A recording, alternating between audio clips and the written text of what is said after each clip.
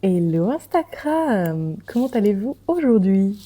Je vous viens en tenue de nettoyage, les doigts qui sentent encore la javel. J'ai passé, je sais pas quelle heure il est là. Actuellement il est 15h30.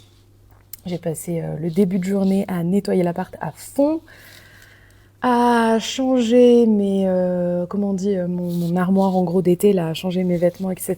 Parce qu'il commence enfin à faire un temps relativement stable et beau en Suisse. Ça a été vraiment un truc de rigolo, là, ce qui s'est passé ces derniers temps avec la neige, etc. Mais là, j'ai l'impression que ça stabilise, donc je sors les couleurs d'été, je sors les tenues plus légères, et ça fait plaisir, et j'ai hâte de pouvoir les porter, et j'ai pris soin de tout plier, tout ranger, tout bien. Et en fait, ce qui était intéressant quand je faisais tout ça, c'est que je pensais au live que j'allais faire aujourd'hui. Et, et je me suis même fait la réflexion, je me suis dit, waouh, c'est là que les enjeux commencent vraiment, les challenges commencent vraiment, parce que là, c'est le week-end. T'es pas habitué, Anne, à venir prendre ton téléphone pour aller sur Instagram le week-end, t'aimes bien tes moments off, etc. Et je me suis dit, oui, mais Anne, tu le fais pas juste pour toi, tu le fais pour une raison qui est plus grande que toi. Donc, c'est cool que le challenge arrive et ça m'a permis en fait de revenir à la question que depuis le début du coup je me pose et que je pense que ça va vraiment m'aider de faire ce challenge, de me la poser encore plus régulièrement à chaque instant dans ma vie. C'est qu'est-ce qui dans ce que j'ai expérimenté, qu'est-ce qui dans ce que j'ai vécu, qu'est-ce qui dans ce que j'ai appris aujourd'hui peut être utile à ma communauté. Qu'est-ce que je peux leur transmettre qui a de la valeur pour moi et qui, je sais, va avoir de la valeur pour eux? Et comment le partager d'une façon qui puisse être fluide et limpide? Le comment le partager, honnêtement, là je viens de la dire la question, mais en fait je me la pose jamais. Donc, on fait comme si j'avais pas dit cette dernière phrase. Parce que justement, je pense que c'est la phrase que j'avais tendance à me dire avant et qui me faisait arrêter de partager des trucs un peu plus spontanés ou un peu plus vrais parce que en fait je rentrais dans un comment qui n'était pas aidant. Donc je retire cette question et c'est pour aussi ça vous permet de vous montrer à quel point dès lors qu'il s'agit de partager avec toutes nos facettes, en tout cas un max de nos facettes, hein, j'ai pas l'utopie de croire qu'un jour on pourrait être 100% nous dans tous les espaces tout le temps, mais comment finalement nos habitudes de fonctionnement peuvent apparaître. Une autre chose que j'ai observée aussi depuis le début, c'est que je reçois des commentaires hyper choux, hyper gentils, et notamment sur le fait que je rayonne, que j'ai des beaux cheveux, etc. Et en fait, je disais à Yannick, tiens, c'est rigolo, qu'est-ce que je dois en comprendre, qu'est-ce que je dois en faire? Est-ce que, je sais pas, enfin, je commence à partir là-dedans. Puis sa première question, c'est, est-ce que ce serait pas juste en fait le moment pour toi en fait de recevoir déjà, enfin, genre, est-ce que ta première étape ça serait pas juste de recevoir ces compliments? Il m'a dit ça c'est 200 balles si tu veux, 200 balles la séance. Mais il a pas tort en fait parce que j'ai vraiment un biais qui va être d'intellectualiser les choses et je pense, et d'ailleurs ça me fait penser que j'ai envie d'en parler à mes amis slash collègues qui sont spécialisés dans le human design, d'aller les questionner aussi parce que je sais que j'ai une ligne 2 qui est une ligne un peu où on apprend, on sait des choses sans vraiment savoir pourquoi et d'où ça vient, qu'on sait ces choses-là, ouais, on va dire ça comme ça. Et ça me demande souvent, en fait, enfin non, j'ai forte tendance, en fait, à aller essayer d'amener du concret sur ces choses-là, d'essayer de les justifier presque et de leur donner une forme de crédit. Alors que la plupart du temps, les moments où je me sens la plus puissante, la plus impactante, euh, la plus à ma place, même dans des accompagnements ou dans des espaces professionnels, c'est quand je laisse couler. Et quand j'accepte en fait que c'est pas Anne qui sait des choses sans les avoir appris. C'est juste Anne qui se rend disponible en tant que canal et qui du coup laisse couler les choses, mais ça n'a rien à voir avec mes compétences, mon savoir. C'est juste ma capacité à recevoir.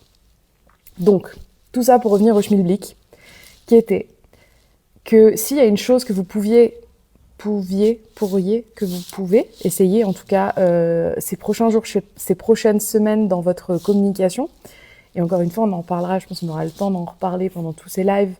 Qui dit communication ne dit pas uniquement réseaux sociaux.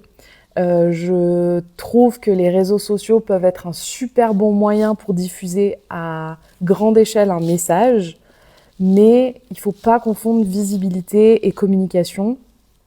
Et la visibilité, pour moi, elle a ce truc de vouloir des stats, des chiffres. Moi, je ne suis pas une experte de la visibilité, c'est pas ce qui m'anime plus que ça. C'est plutôt la communication afin de...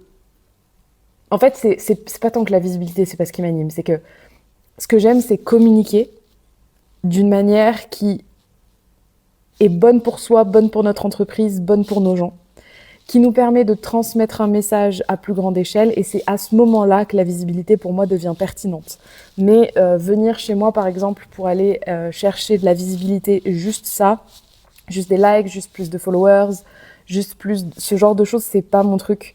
Et c'est ce que je dis des fois à des personnes qui me posent des questions puis qui connaissent pas forcément ce que je fais. C'est qu'en fait, je vais vraiment questionner quel est leur désir derrière, leur envie de communiquer, de créer du contenu, etc. Parce que je suis pas la bonne personne pour ceux qui cherchent juste des stats, juste des données, juste des datas.